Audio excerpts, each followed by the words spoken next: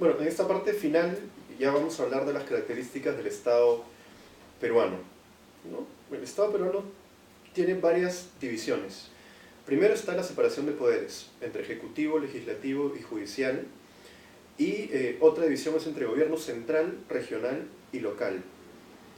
Eh, Hay tres poderes del Estado en sentido orgánico, en el sentido que le hemos dado hace un momento, pero también en sus funciones y potestades, ¿no? En su sentido funcional. Tenemos un presidente que visa resoluciones, emite decretos, tiene iniciativa legislativa. El presidente puede emitir decretos de urgencia, puede enviar al Congreso un proyecto de ley para que sea discutido y eventualmente aprobado, puede observar también una ley que proviene del legislativo y es el encargado de varias cosas, ¿no? De conducir los ministerios, que son los diferentes sectores, pero también es el encargado de dirigir la política exterior, también es jefe de las Fuerzas Armadas, entonces tiene múltiples funciones. Tenemos un sistema presidencialista. No es un sistema presidencialista puro, en los términos de Sartori, pero las características diferentes que tiene tampoco lo hacen un sistema semipresidencialista, ¿no? El presidente designa al primer ministro, no hay un poder dual, no hay un primer ministro independiente que es elegido por el Parlamento, sino que depende del presidente y el presidente lo puede remover cuando lo considere necesario. Y las relaciones entre ejecutivo y legislativo dependen mucho de las correlaciones de fuerzas. No solamente es, digamos, lo que está escrito, sino cómo se dan esas relaciones en la práctica. Por su parte, el poder legislativo aprueba las leyes, el ejecutivo las promulga, salvo excepciones. Si el presidente observa una ley y el Congreso insiste, puede el mismo presidente del Congreso promulgar en el diario El Peruano esta ley. El Congreso también fiscaliza, representa determinados ámbitos territoriales. Luego está el Poder Judicial, que emite resoluciones de administración de justicia, y están los órganos públicos, que también emiten normas, ¿no?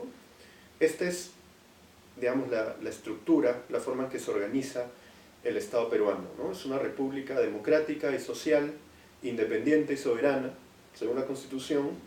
Es un gobierno unitario, representativo y descentralizado, que se organiza según el principio de separación de poderes. La Constitución señala además que el poder emana del pueblo, que nadie debe obediencia a un gobierno usurpador, ni a quienes asuman funciones o empleos públicos en violación de los procedimientos de la Constitución. Es un Estado además que estimula la creación de riqueza y garantiza la libertad de trabajo, la libertad de empresa, comercio e industria dentro del marco de la Constitución. Digamos, tiene un sesgo bastante liberal, a pesar de que se señala que es una economía social de mercado que promueve la libre competencia. Hay muchas cosas que no se dan así. Entonces, aquí surge una pregunta, ¿no? Como decíamos, el Perú es una república democrática, social, independiente, soberana, un Estado unitario, representativo, descentralizado, pero esto es lo que dice la Constitución. ¿Realmente el Estado es así? Entonces, en la teoría del Estado hay que tener en cuenta esto, ¿no? Una cosa es la Constitución, que es un documento escrito, y otra cosa es cómo funcionan las cosas en la realidad. La Constitución es una especie de deber ser, ¿no? El Estado debe ser democrático, social, independiente y soberano, pero no necesariamente lo es, ¿no? Y ese es un ejercicio de la teoría del Estado, de ver cómo funciona realmente el Estado en sus contradicciones, en su heterogeneidad, en su funcionamiento real. La separación de poderes es bastante importante, funciona en la mayoría de los casos, en otros hay espacios en los que un poder ejerce de alguna manera las funciones del otro y espacios donde la presión de un poder del Estado puede afectar en otro, ¿no? Eso también es una característica. ¿Por qué decía que algunos poderes del Estado pueden asumir la responsabilidad de otros? Por ejemplo, el Poder Judicial no es el Congreso de la República, pero sin embargo en sus resoluciones también decide derecho, también genera derecho. Cuando hay una serie de resoluciones sobre un determinado caso, se crea jurisprudencia. Quiere decir que las próximas veces que se falle sobre un tema similar, se va a tomar en cuenta lo que ya dijo el Poder Judicial. O sea, en su práctica, en su ejercicio, también genera derecho. Si hablamos del Congreso de la República, también tiene ciertas atribuciones del Poder Judicial, digamos, en cierta forma. No específicamente del Poder Judicial, sino, digamos, del Ministerio Público, ¿no? El Congreso también puede investigar, puede fiscalizar, tiene la posibilidad de crear comisiones investigadoras, de denunciar constitucionalmente. Tiene algunos apremios llamados judiciales, que están en el reglamento del Congreso. Entonces, como vemos, los límites están claramente establecidos, pero en la práctica hay espacios en donde todos participan. El Ejecutivo también genera derecho, también emite resoluciones, decretos, normas, al igual que el Congreso, ¿no? El proceso de regionalización complejiza eso, porque ya no solamente hay esos tres poderes del Estado, sino divisiones territoriales, ¿no? El Perú ha tenido un proceso de regionalización desde hace algunas décadas, fue interrumpido en la Constitución de 1993, que fue recentralista. En el año 2002 se vuelve a iniciar el proceso de descentralización, aún con algunos problemas. A partir de ahí se eligen democráticamente a las autoridades, se da cierta autonomía política, económica y administrativa, pero si volvemos a la teoría, los gobiernos regionales son como unidades decisorias particulares, ¿no? Definitivamente siempre hay la rectoría, hay determinadas decisiones que se toman en el gobierno central.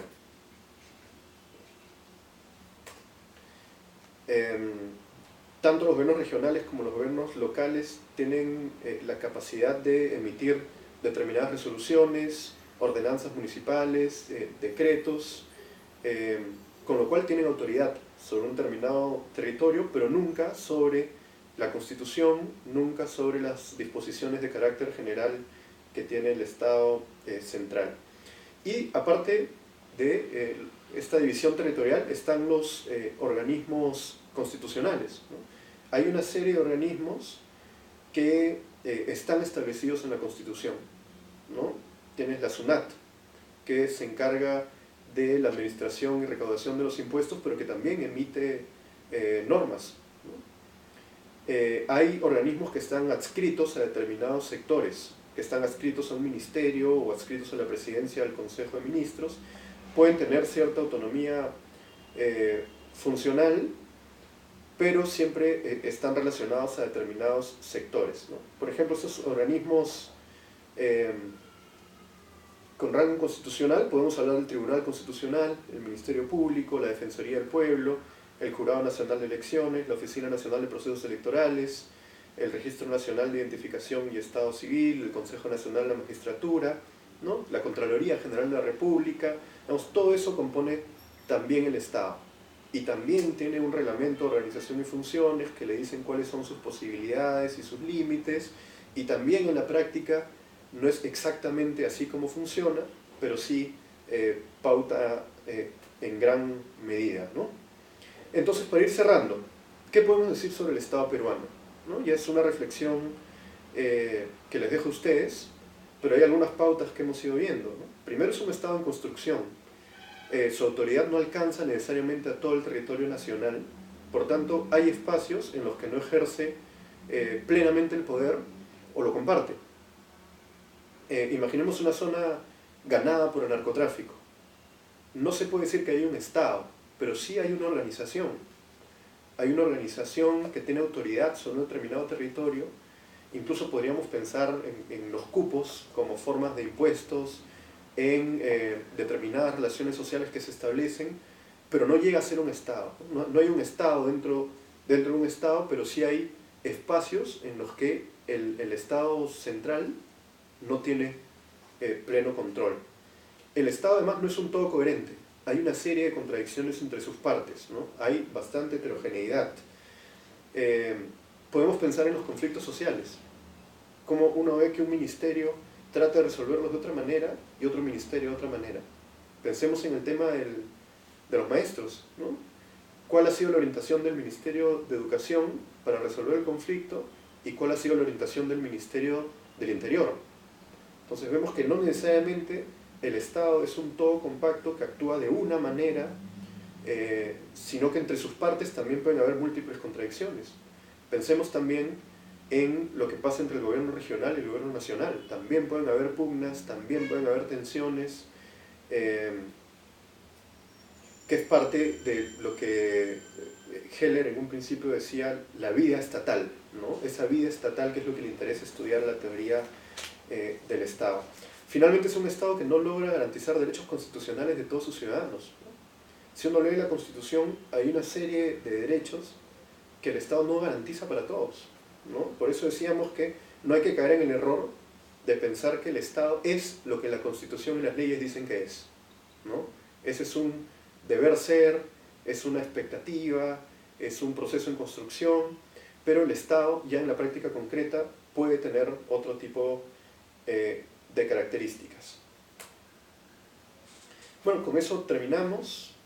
Recomiendo leer el libro de Bobbio, que se está dejando, el libro de Spin Andersen, que hay una selección de textos, a Hermann Heller, Teoría del Estado, Hans Kelsen, Teoría General del Estado, Marcial Rubio, también es muy importante para entender el sistema jurídico como organización del Estado, Giovanni Sartori, para entender las formas de gobierno. Estoy dejando también a Lenin, que es quien mejor sintetiza la teoría marxista del Estado, y a Weber, ¿no? Que Weber también introduce un concepto, como les decía, que ha sido muy extendido, que es del Estado como el que detenta el monopolio legítimo de la violencia. Bueno, la teoría del Estado es un campo muy amplio. Hemos tenido que pasar un poco rápido algunos aspectos, pero confío en que podemos haber dejado los puntos principales señalados y que ustedes puedan profundizar en cualquier tema que les interese a partir de las lecturas. Gracias.